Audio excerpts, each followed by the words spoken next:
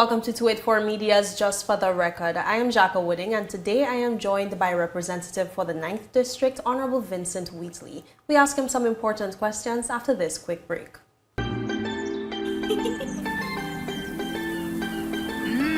There are many ways to enjoy life, like so many ways to count on popular. Rashford made it. Manchester United have come from behind to lead. At home or on the go, watch CCT Live. Download our app and carry your favorite TV shows, news, or live sports anywhere you go. Visit cctbvi.com/live, select your package, and tune in. Welcome back. Thank you for staying with us. Welcome back, and thank you so much for staying with us. And Honorable Wheatley, of course, thank you so much for being here today. My pleasure. Of course, I want you to set the stage. So how about you walk me through your academic and professional training? Well, I started primary school naturally in Virgin Gorda at St. Mary's. At that time, there was no high school in Virgin Gorda, so I had to come to Tortola to go to high school. It was then called the BVI High School, now the Elmore State House School. After high school, I went to work for a bit. Then I went on to college in the United States, small college called Freed Hardeman. It's now a university where I studied mathematics and computer science. That's my area, mathematics. And I taught for a while, worked in hospitality for a while, and then worked for the government for a while, in the deputy governor's office. I taught for a while also, and then into politics. All right, what made you decide to take that leap into politics? I live in Virgin Gorda, and when I saw Virgin Gorda after the hurricanes, the utter destruction of Virgin Gorda, I knew then it has moved in me. It's going to take somebody like me with the experience, the passion, the drive, and the energy to really arrest that situation and try and bring Virgin Gorda around. We were really down, I call it in Joseph's Well, down in that pit. Probably our darkest moment in recent history after the hurricanes. And that was my motivation to try and bring my beautiful island back to what you're seeing today. Number 8 in the world to visit on the Forbes list. Number 1 in the Caribbean. Hard work, me working with the people, working with their businesses, and so forth. So that was my motivation, the level of destruction. Things are good now. All right, and of course, this was your first term in office. It was my very first term, yes. And you have said multiple times for somebody to name a 9th District representative who has accomplished more than you have in that 9-year period. So no, in any 4-year period. In any 4-year period, and I stand by that. I made a statement about a year ago. I haven't had anyone come back and say, well, you're wrong. Here's 4 years when more was done. I haven't seen it. I've looked myself, and I can't find it. But I might have missed a few things. But no one has come back and said, got you. Here are 4 years when more was done. Okay, well, I thought it would be interesting to have you rate your representation of the 9th District for that period of time. To know, what's the score to beat. So how would you rate it out of 10? I'll give myself probably 8. And I'll tell you why I'll give myself an 8. Because of the pandemic disruption. It really made us divert a lot of funding from things I wanted to do to deal with the pandemic, the cost of the pandemic. I can't say I know the final cost of the pandemic, but it must be over $100 million that we could have used, otherwise used, to do things in the district, had to be diverted to a COVID response. And what would you say has been your greatest political achievement in the 9th District? It's a difficult question to answer because I had several things I was trying to achieve. One of the things I wanted to do, honestly wanted to do, was to set an example of what a representative should be and should be doing for a district like Virgin Gorda, like the 9th District, Enagada, and Virgin Gorda. Trying to be with persons, be in a community. I live in a community. First district ever to live in a community was me. Live in a community, you go to church, you go to churches with the persons, you go to their weddings, their funerals, whatever's happening in the community, to be totally involved in every aspect of the community. Even down to cleanup campaigns, you will see me out with the school kids picking up bottles and cans, keeping the island clean. So that's one of the things I think I tried my very best to do. Make sure I'm always present, always talking with persons, always communicating, always around them. And Enagada, there's no other representative for the district that has been to Enagata more than I have been. Again, setting an example of what a district rep is supposed to be. You're present, you're with your people through good times and through bad times. Always there, always listening, always doing. All right, now with the good, of course, not everything can be a high. So where are the areas you felt like you maybe fell short during that time? The one thing I was really, really hoping to do, and because I campaigned heavily on it, was land distribution. Because I thought I could just go in there and just run the program. When I got there, I realized there was no program. There was no lands distribution program. And I realized then that that's why lands only came around every 4 years as a campaign ploy, so to speak. I decided I was not going to do that. Let's create a lands program that makes land available all year, every year. For me, land is so important as a Beaver Islander. We are passionate about our land. And it's something I don't want to play politics with at all. There'll be no game playing where lands are concerned. So the ministry, I must commend the PS, Smith Abbott, for the hard work he did bringing that policy into fruition. It's just to implement it now, to make lands available throughout the BVI, all year, every year, not just an election ploy. That's one thing I was hoping I would have gotten done faster. We did get it finished, but soon before I left the office is when that was finished. Let me go back to finish up that program and implement it. The program is finished. Let me go and implement the program. All right. Now, often around the world, in the Caribbean, and I'm sure in the Virgin Islands, people criticize the role of politicians. Well, not really their role, but the stereotypes around politicians. People say they're seeking office for personal benefit, often financial benefit. What do you say to those statements? Let's go to the first part first. What I've realized is different persons have a different idea of what representation means. And even the role of politicians. Politicians primarily are policymakers.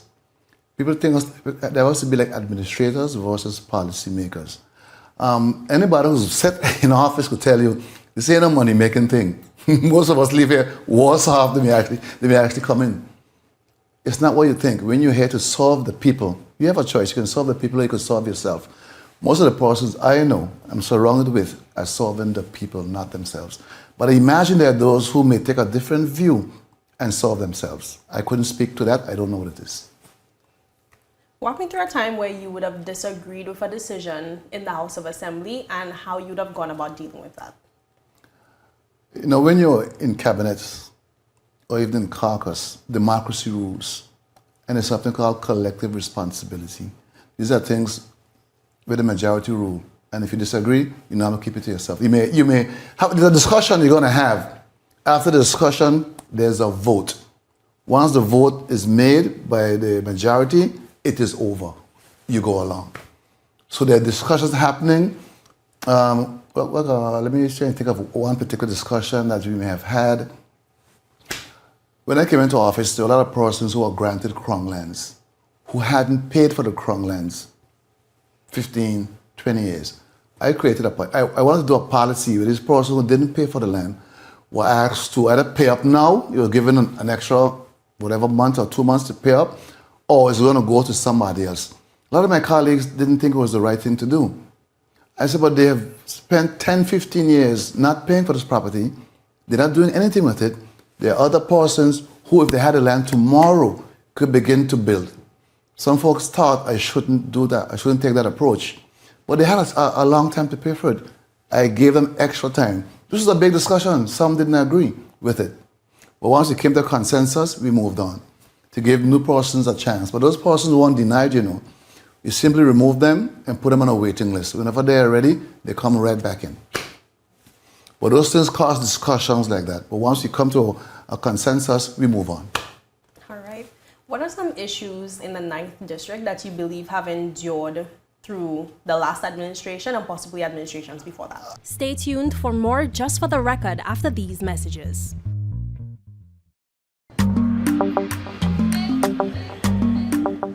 Yo, everything good, Dad? Why? This thing got me one way, Daddy. What do you mean?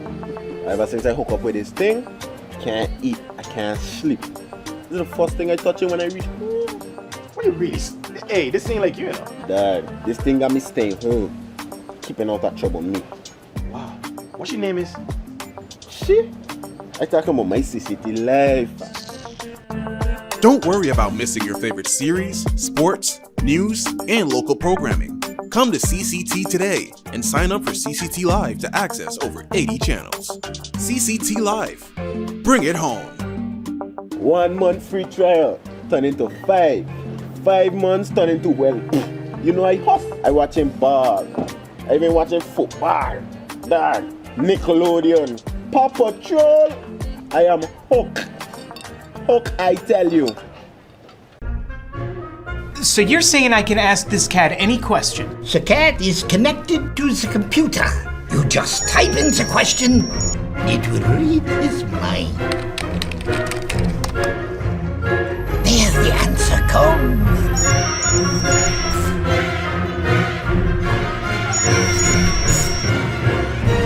You're the man!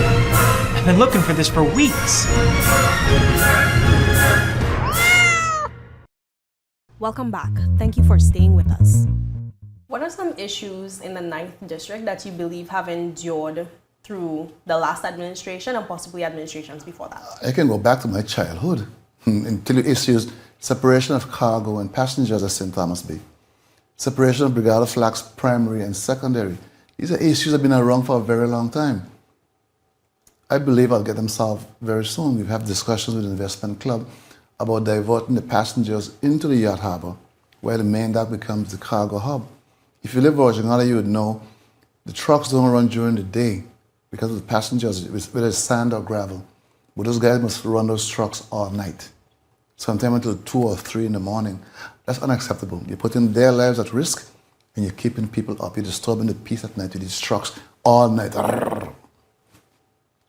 Separation of schools.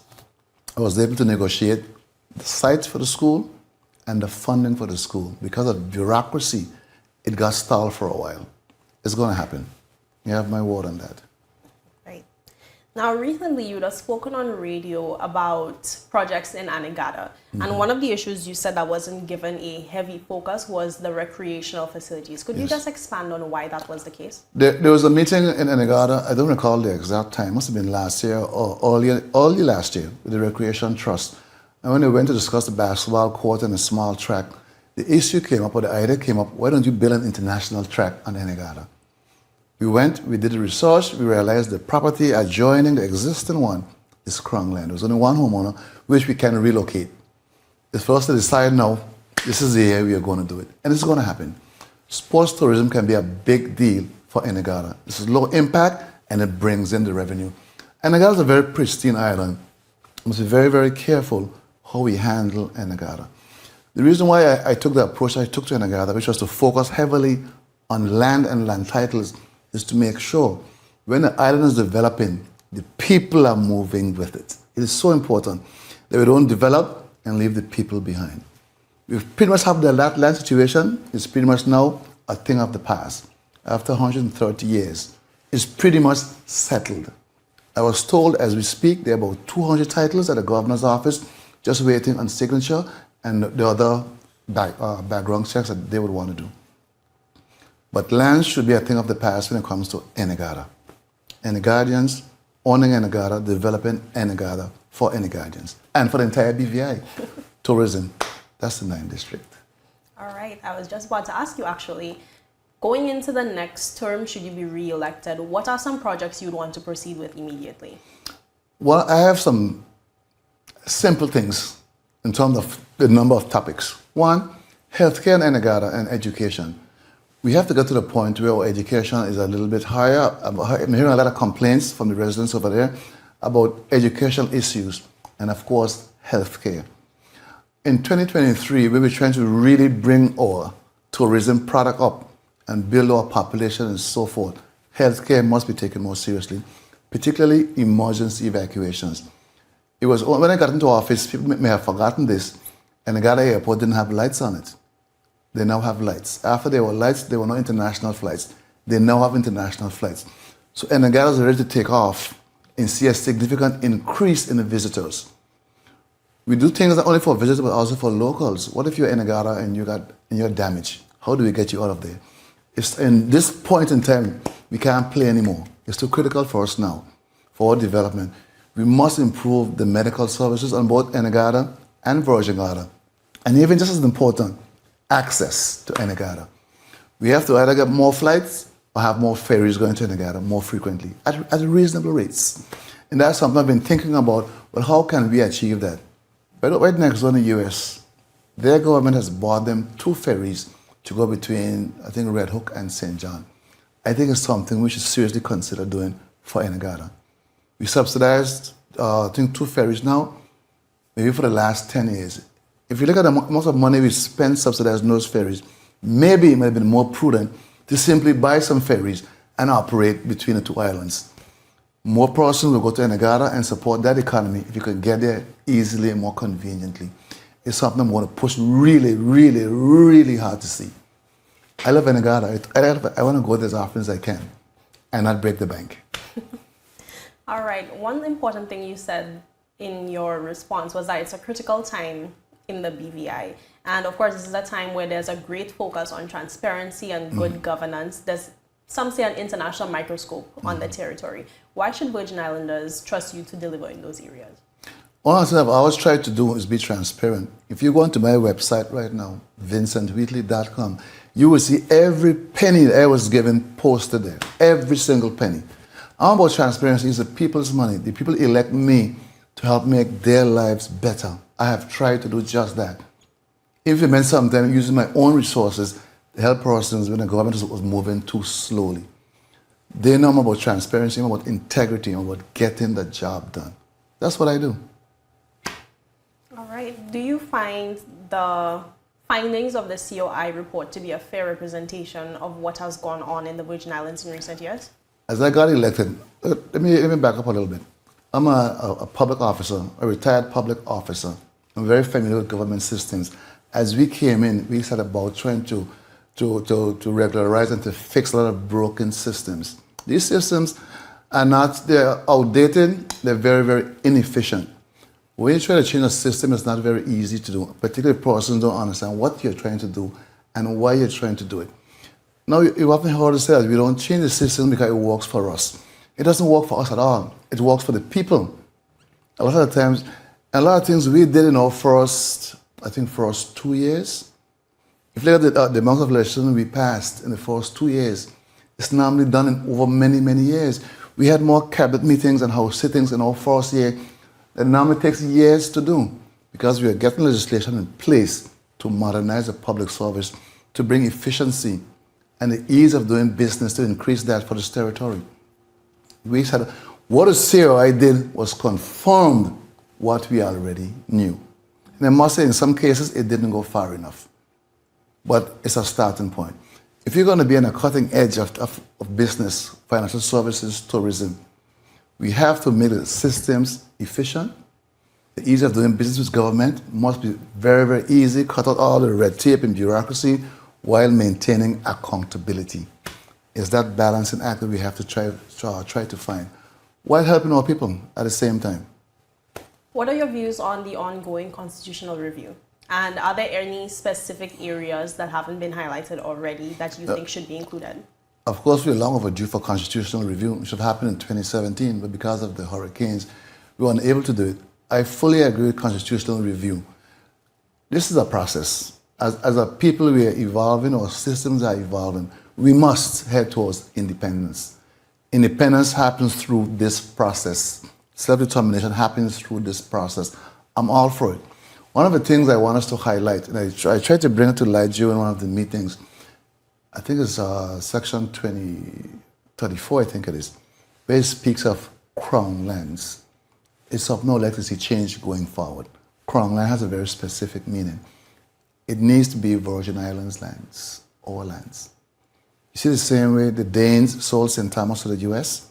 Right now, as it stands, we can be sold to anybody the UK feels like. It's a concern of mine. But in general, improving our constitution is a must.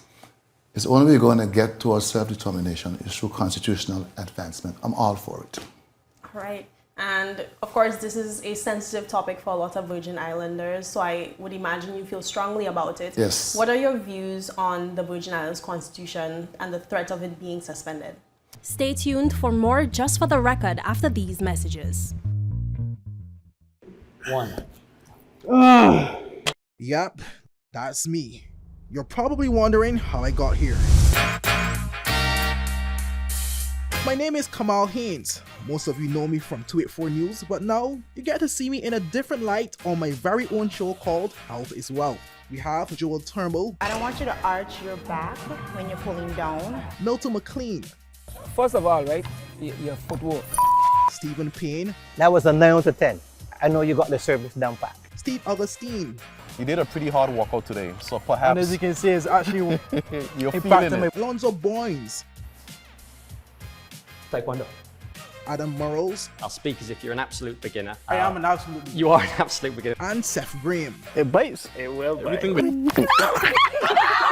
Get your water, get your fruits and veggies, and experience a wealth of knowledge about getting healthy.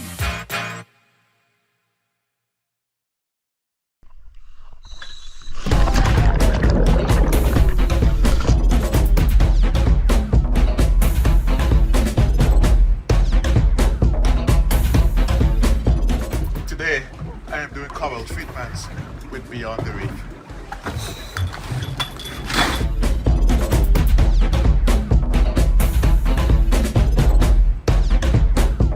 Today, we are doing shark research. So today, we are doing whale research with Beyond the Reef. And wherever I go, I take CCT with me because my life is unlimited.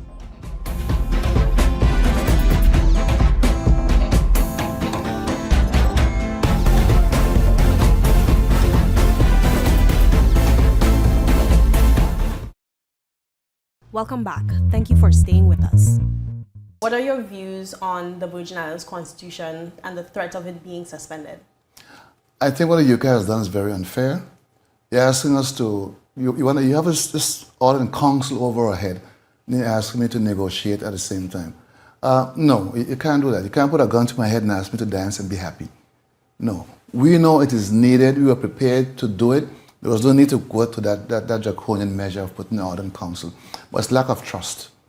Lack of trust. What we want for ourselves is what they want for us. But we want it too.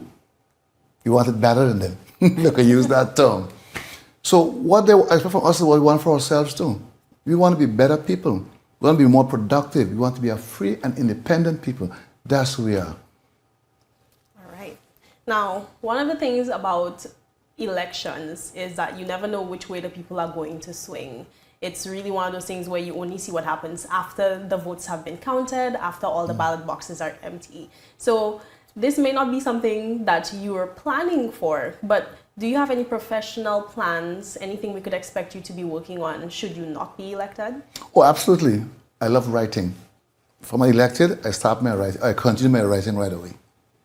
Okay. So yes, I have no issue at all with that. I would have heard recently that you were actually working on a book. Yes, give us any insights? I got disrupted during the hurricanes and never got back to writing my book. It's a history book about virgin water. I don't recall any being written in modern times about virgin water. There's some very old ones, but I was going to modernize it and include our modern developments. And a key figure in my book was Honorable Ralph T. O'Neill, who served the district for so many, many years. So he became a central figure in my book. It was essentially a history book about specifically virgin water. Okay, amazing stuff. Whenever I get to read the book, I get so excited because history is so rich and so colorful. I'm like, oh my God, it excites me.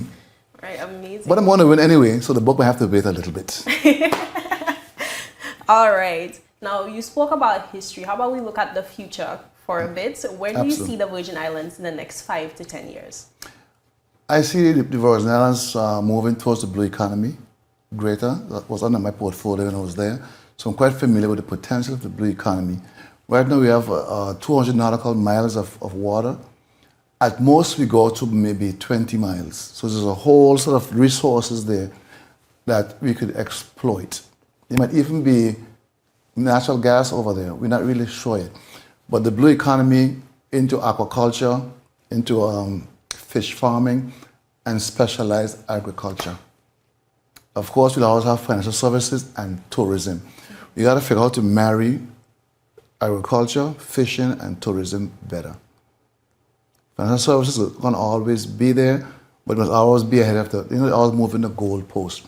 The BVI has a very bright future. Also, when I see the young person, what they're studying, also in fintech and in technology, I can see the BVI at some point in time playing a greater role in the technological space of it. All right. Now, very important to realizing that future is young people. Yes. And across the Caribbean, there have been difficulties in getting young people involved in the democratic process. So how are you ensuring that the young people of the 9th District go out to exercise their democratic rights? You raise a very troubling point. I hear it all the time. Oh, we're not going to vote because. And I'm like, why are you not going to vote? Well, I don't think it's going to make a difference. It makes a difference. Number one, you're getting involved in a very, very important process, a democratic process of exercising your democratic right in choosing who will lead the country. We have to do a better job explaining to the persons why this is so important. That not casting a vote is really saying, let things remain the way they are, or take a chance and see what happens. We have to move beyond chances and be deliberate with how we want this country to go. Have an idea of where you want a country to go. Find those persons who represent your ideas and your ideas and give that person your X. To sit back and say, well, no, I'm not taking part. No, I don't think that's the right thing. Too many persons died to give us this right to vote. For you to simply say, no, I don't, because for whatever reason, I'm dissatisfied, therefore I'm not voting. No. We have to educate our population on the importance of voting. Normally though, the 9th District usually has the highest voter turnout in the territory, or one of the highest voter turnouts. Again, it's getting to the people explaining why it is important to get out and vote. We can't gamble with our future. Look at persons' past records. See what their involvement were.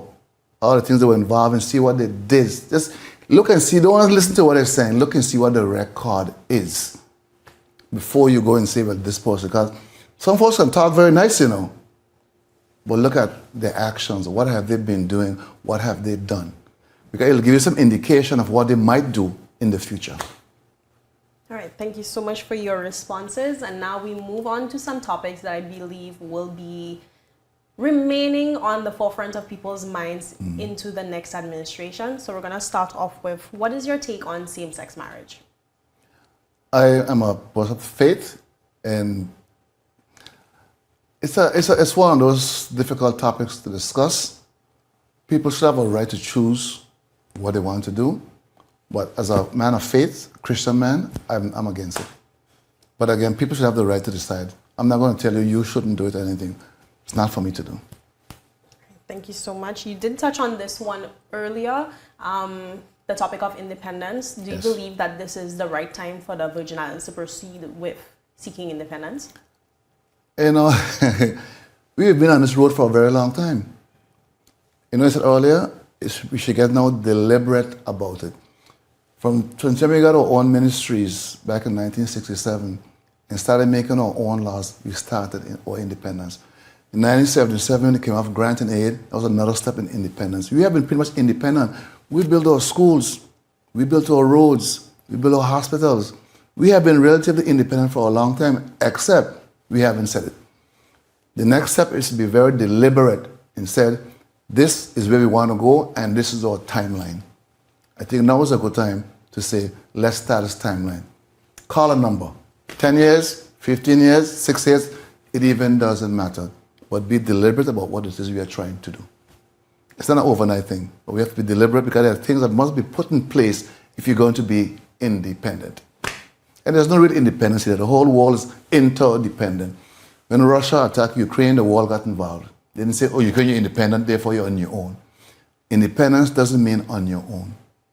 It means a certain level of autonomy and decision making that you can make for yourself. All right, thank you. And finally, for this segment, are you in favor of raising minimum wage? Minimum wage is a complex topic. It's not as simple as persons may feel. And I heard someone saying a few days ago, if you want my vote, simply agree to increase from $6 to $15, which is a living wage. I haven't heard one single business person say that. The person who normally say those things are usually employees.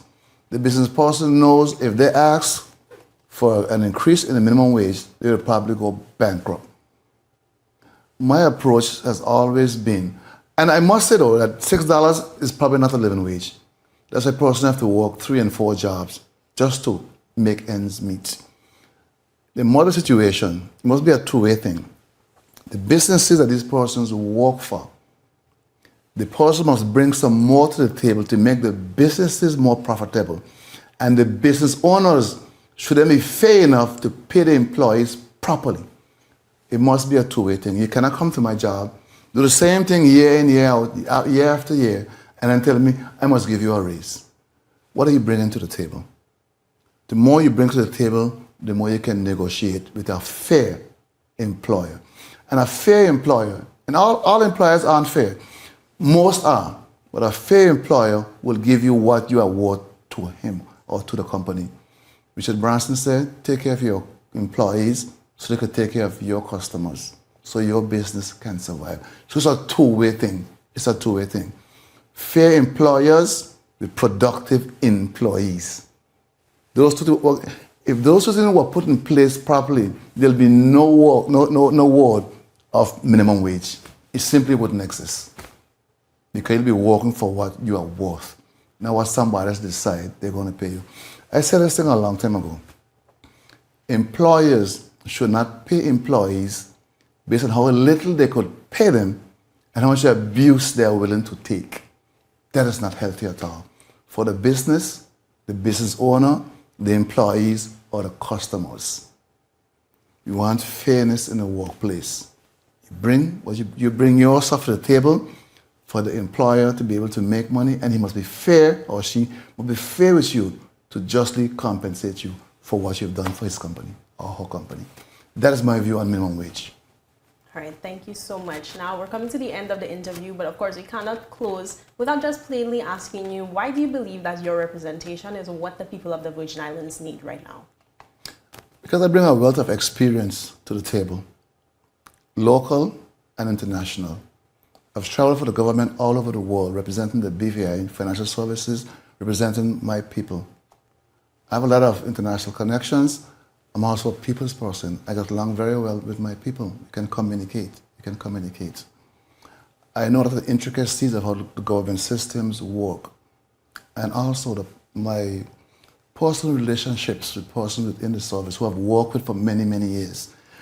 We put heads together and we come up with solutions. I don't come in as if I know it all and I'm the king and you must do what I say. No, that's not how business is going to work. We come in and we negotiate for the people. We negotiate for the people.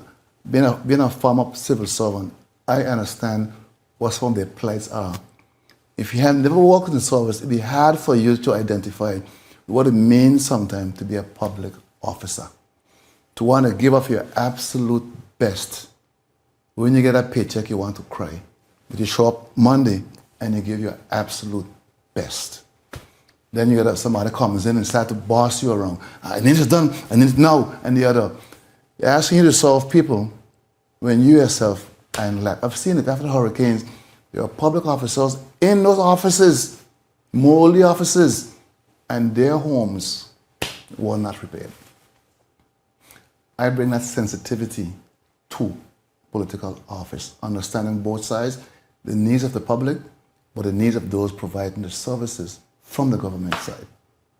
Not too many persons have the experience and exposure that I have. And in a time like this, we don't need persons who will be guessing about what to do. You need people who know, people who have been there, who have walked the walk.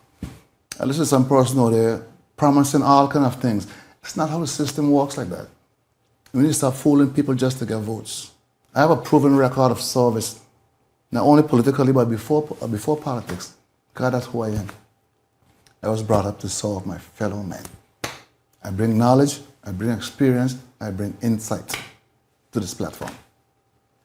Right. Thank you so much for, again, joining us today and for sharing your responses. Of course, I hope that the Virgin Islanders of this territory find this information valuable to their experience in the upcoming general election. I'm Jacques Wooding, and this has been Just for the Record.